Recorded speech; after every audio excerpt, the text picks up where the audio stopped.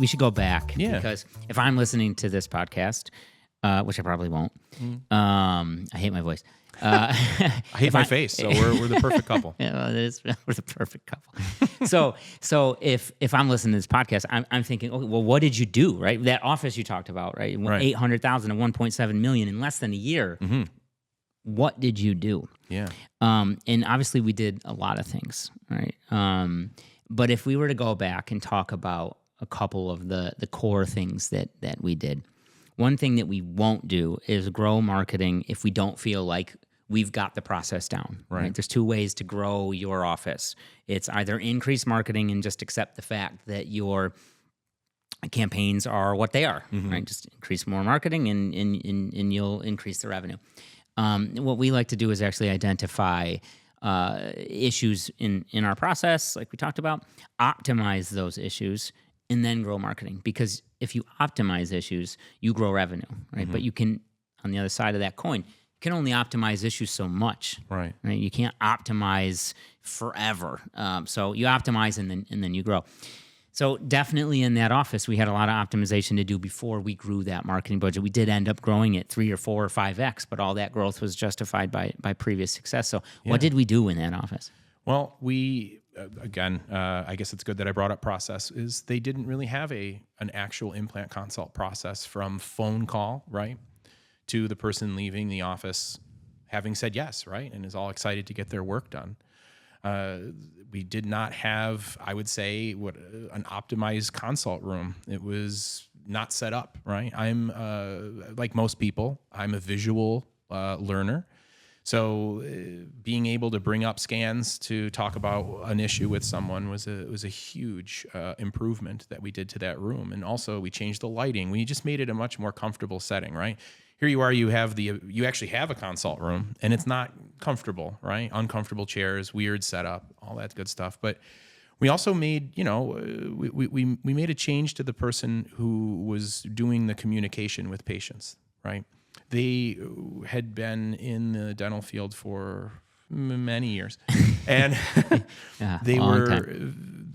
We continued. They continued their employment within the organization, right? So it's not like we said, thanks for everything. Here's a cigar. Goodbye. I don't know why a cigar, but we sort of repurposed that person, and we got someone in there that truly understood not just what our vision was, but like at a molecular level. This person felt like a better fit for the types of patients coming through the door. They were more in tune with the type of person who was coming in needing all of this work and help and treatment, whereas the person before was very much, okay, so this is it. This is your choice. Okay, you can't afford it. That's fine. Goodbye. And this person took more of a, hey, a lot of people who are going to be coming into our office, this is going to be difficult for them to afford. I need to work with them more. I can't just give up. I can't just shoo them away, right?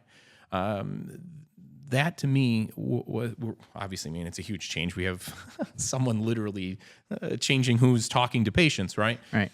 Those two changes led to, I mean, the list goes on. I added more finance companies, of course. I mean, you do that probably in every office you go. That's Right. what you do. But one of the things that I don't want to forget that we did, because it happens a lot, we identified immediately, in fact, prior to buying the office, we identified that this one person, right, that the one employee that the doctor had was doing everything. Oh, that's right. true. This is the assistant. This is the front desk. This is the office manager, and this is the implant coordinator. Tell me how any one of those jobs is being done Effectively. effectively, Yeah. right? It just, you can't. Spreading them thin. So one of the very first things we did is we threw some budget at hiring a support team, right? Every single person that works at a dental office should be doing one thing and one thing well.